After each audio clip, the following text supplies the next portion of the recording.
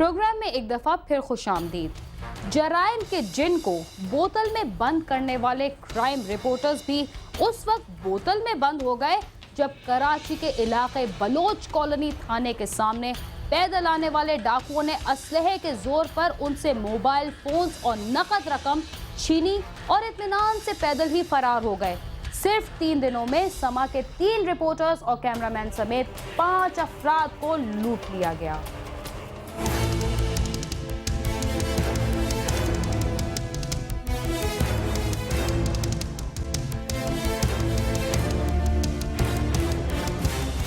Street crime हो या दहशतगर्दी, पुलिस आवाम को तहफ्फुज़ फराम करने के बजाय या तो सड़क किनारे खड़ी होती है या फिर वीवीआईपी ड्यूटीज पर मामूर होती है।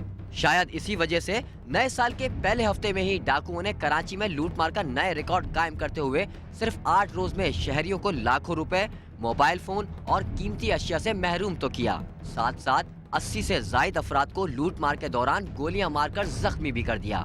क्राइम रिपोर्टर जिनसे पुलिस भी घबराती है, लुटने से ना बच सके और साल के पहले हफ्ते में समा से ताल्लुक रखने वाले रिपोर्टर मोहम्मद अली हफीज और कैमरामैन राशिद इशरत को एन बलोच कॉलोनी थाने के सामने पैदल आने वाले डाकुओं ने असलहे के जोर पर यरगमाल बनाकर मोबाइल फोन और नकद रकम छीनकर इत्मीनान से पैदल ही फरार हो गए और पुलिस ने हस्बे रिवायत बस मुकदमा ही दर्ज किया। वो आराम से मुसल्लह अफराद पैदल आए, लूट के 20 मिनट तक कार्रवाई करी और पैदल फरार हो गए। जब हम थाने पहुंचे, हमने जो थाने को इन्फॉर्म किया तो इतनी नाहली पुलिस मुजाहरा कर रही थी कि आराम से उन्होंने जाए हुक्म का मुआयना किया और कहने लगे कोई ऐसा ही वाक़या पहली दफ़ा आया। उन्होंने उधर ये पेश करा कि तमाम पुलिस हुकाम, पुलिस नफरी जो है वो कराची इलाके के अंदर जो है वीआईपी मूवमेंट थी, वहाँ मसरूफ़ थी, जब ही जो है मुल्ज़िमान आराम से फरार हो गए। सिर्फ 2 रोज बाद ही तारिक रोड पर रक्शे में सवार मुसल्ला डाकुओं ने समा के 2 रिपोर्टर्स महराज अख्तर और सालिक शाह को यरगमाल बनाया और उनसे मोबाइल फोन, रकम और खाने पीने की अशिया भी लूट कर फरार हो गए। यहाँ भी पुलिस वाक़े के बाद ही पहुंची और रिवायती कार्रवाई के बाद बरी-उज़्ज़मा हो गई। पुलिस अफसर का कहना था कि वो इंतजामी ड्यूटी पर थे। पीछे से एक सीएनजी रक्षा आया तो उसमें से 2 लड़के उतर कर आए ना। आई थॉट कि उनमें से कोई हमसे कोई एड्रेस पूछने के लिए आ रहा है, तो हम उसी की तरफ देख ही रहे थे। किसी दौरान उसने नीचे पिस्टल निकाला उसने और एकदम लोड करके आगे हमारे एकदम यहाँ सीने से लगा के रखती है। उसने बोला कि खामोशी से हरकत नहीं करना है यहाँ पर। अभी हमें कुछ समझ भी नहीं आया। इसी दौरान दूसरा जो लड़का था वो उस तरफ से महराज अख्तर को उसने आगे एकदम हैंड्स अप कर लिया। उसने असलहे के जोर पर उन्होंने एकदम यरगमाल बनाने के बाद उन्होंने कहा जो भी आपकी अशिया सब निकालो। हम तो इतने डर गए, हमें कुछ समझ ही नहीं आ रहा था कि हो क्या रहा है हमारे साथ। कराची में रवां साल के आगाज से ही स्ट्रीट क्राइम की वारदातों में इजाफा देखने में आया और इब्तदाई 8 रोज के दौरान 5 अफराद डाकुओं की गोली लगने से जान की बाजी हार गए, जबकि दर्जनों जख्मी हो गए। लेकिन पुलिस और आला हुक्काम सिवाय बयानबाजी के कुछ नहीं कर सके। हाँ, पुलिस इस बात में बहुत माहिर है कि लुटने के बाद वाक़े की रिपोर्ट दर्ज करने के लिए थाने जाने वाले अफराद से रिपोर्ट दर्ज करने के एवज मजीद पैसे ऐंठ लेती है। जी देखिए, मेरे साथ जो वारदात हुई इसके बाद तो तकरीबन 10 मिनट के दौरान में एसएचओ साहब वहाँ खुद आ गए थे। लेकिन आम शख्स जब लुटता है किसी चौराहे पर, किसी सड़क के ऊपर, तो उसकी बेचारे की तो कुछ सुनने वाला भी नहीं होता। वो काफ़ी देर तो बेचारा वहीं परेशान खड़ा रहता है कि पुलिस का इंतज़ार करे या किसी को फ़ोन करे, मदद तलब करे। लेकिन अक्सर ऐसा ही होता है कि या तो उसको खुद थाने पहुँचना पड़ता है या फिर वो बेचारा ये सोच के घर चला जाता है कि चलो जो सामान मेरा गया मैं उस पर मट्टी डालूँ। हुकूमत के तमाम तर दावों के बावजूद कानून नाफिज करने वाले इदारे स्ट्रीट क्राइम की बढ़ती हुई वारदातों की रोकथाम में नाकाम हो चुके हैं। थानेदार अपने इलाके में होने वाली वारदातें रोकने में भी नाकाम हैं और वहां पर होने वाली वारदातों की रिपोर्ट भी दर्ज नहीं करते, जिससे इनका मकसद ये होता है कि इनकी हुदूद में जराइम की वारदातें इंतहाई कम रिपोर्ट होती हैं।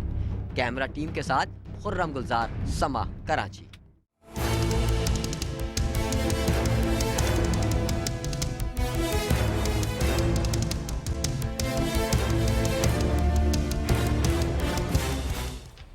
अवाम की जान और माल की हिफाजत के लिए कायम महकमा पुलिस से लोग इस हद तक शाकी हैं कि जराइम के खात्मे के लिए वो पुलिस की भी मदद नहीं करते। उनका कहना है कि पुलिस की ना दुश्मनी अच्छी ना दोस्ती, मगर कामोकी में शहरियों को लूटने वाले डाकुओं के साथ मुकाबले में लाहौर पुलिस के कांस्टेबल ने 2 डाकुओं को हलाक कर दिया और खुद भी शहीद हो गया।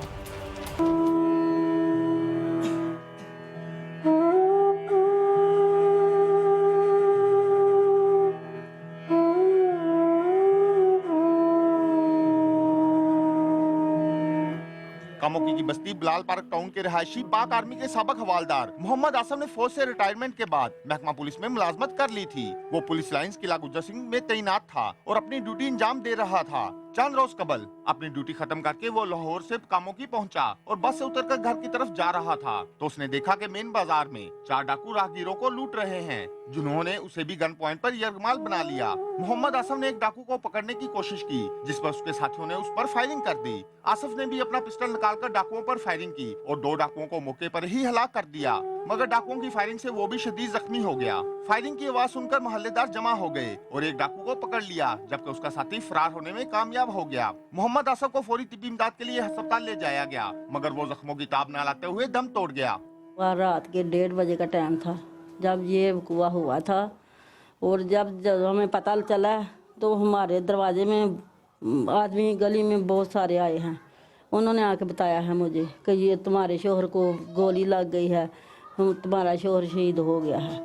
इत्तला मिलते ही पुलिस मौके पर पहुंच गई। पुलिस ने पकड़े जाने वाले डाकू को हिरासत में लेकर लाशें पोस्टमार्टम के लिए भिजवाकर मुकदमा दर्ज कर लिया। पुलिस हुकाम का कहना है कि मोहम्मद आसफ ने जिस तरह जुर्रत का मुजाहरा किया, उस पर उसको शहीद करार दिया जाए और उसके घर वालों की माली मदद होनी चाहिए। उसने बड़ा बहादुरी का काम किया था कि उसने एक डाकू को भी ड्यूरिंग फायरिंग क्रॉस फायरिंग में मार दिया और उसको शहीद का रुतबा दिलवाने के लिए हमने जो इकदामात किए हैं कि उसका हमने केस जो है वो पुटअप किया हुआ है थ्रू CPO साहब और RPO साहब के। इंशाल्लाह उसको मेडल या उसके वर्षा को उसका बेनिफिट्स जरूर मिलेंगे। उसमें मुल्ज़मान बाकाया हमने गिरफ़्तार कर लिए, जो बकाया थे मंडी बहाउद्दीन से तल्लक था, वो हमने पकड़ लिया था मुल्ज़म, उसका साथी। एक मुल्ज़म अभी तक पसो पेश है, वो भी इंशाल्लाह गिरफ्तार हो जाएगा। मोहम्मद आसफ की लाश जब घर लाई गई तो वहाँ कोहराम बर्पा हो गया और उर्सा की चीखों पुकार ने आसमान सर पर उठा लिया। मकतूल की बेवा का कहना है कि उसकी जवान बेटियां हैं। मकतूल पूरे घर का वाहिद कफील था, जिसके बाद कोई कमाने वाला भी नहीं। हुकूमत उसके खावंद को शहीद करार दे, इसलिए कि वो डाकुओं के साथ मुकाबले में हलाक हुआ है। ये बेटियां जो पढ़ती हैं हमारी बेटियां, मैं इनके लिए मैं अपनी जान की कुर्बानी देने वास्ते तैयार हूँ कि मेरी शोहर की जो बेटियां हैं, इनका कोई ना बाप है ना भाई है, मैं ही तो हूँ। मैं नहीं यही पढ़ जाना। हम इतना नहीं रोए कि हमारे पापा को गोली लग गया तो हम हॉस्पिटल की तरफ भाग रहे थे, तो फिर मामा ने कहा नहीं आपके पापा ख़त्म हो गए हैं। तब बहुत बहुत ज़ोरदार हमें धक्का लगा था एक दफ़ा। तो पापा ने कहना उठो मेरी बेटी हो, हमने उठना, और पापा ने जो कुछ लाना वो ही हमें देना। पापा हमसे बहुत प्यार करते थे। पापा ने कभी हमें माँ बाप की कमी महसूस होने नहीं थी दी। पापा हमसे वैसे प्यार करते जैसे पता नहीं कौन सा वो बुजुर्ग है जिसने हमें इतना प्यार दिया। हम चाहते हैं कि हमारी पढ़ाई भी अच्छी रहे, हमारे घर के खर्चा भी अच्छा रहे और हमारे पापा का हक भी हमें मिले। जहाँ पे भी हमें जाते हैं पुलिस वालों की तरफ, वो हमें कहते हैं कि पहले गुजरांवाले से काम खत्म हो। गुजरांवाले जाते थे वो कहते हैं पहले लाहौर से काम खत्म हो। ये हो क्या रहा है? आखिर मेरी माँ को कहते हैं कि आप खुद लगे, क्या वो खुद लग सकती है? हमारा एक ही तो आसरा है, माँ भी वही बाप भी वही। अब हम इसमें क्या करें? हम इसको नहीं लगाना चाहते। हम चाहते हैं कि हमें हमारे पापा का हक पूरा पूरा मिले। मकतूल के वर्षा और अहले इलाका ने वज़ीर आला और IG पंजाब से मुतालबा किया है कि मकतूल कांस्टेबल मोहम्मद आसफ को शहीद करार देते हुए उसके वाजबात उसके घर वालों को दिलाए जाएं और फरार होने वाले डाकू को गिरफ्तार करके कैफरे किरदार तक पहुंचाया जाए। कैमरामैन मुर्तजी इजाज और साथी रिपोर्टर हाफिज ज़काउल्लाह के साथ आमिर शहजाद, समा, कामोकी।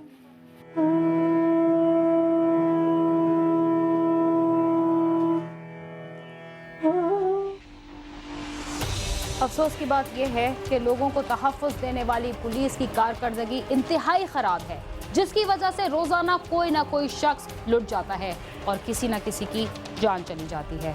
इसके साथ ही आज का प्रोग्राम अपने इख्तिताम को पहुंचता है। अगर आप हमसे रब्ता करना चाहें तो हमारा पता है cs@sama.tv। बीना खान को इजाज़त दीजिए और देखते रहिए समा।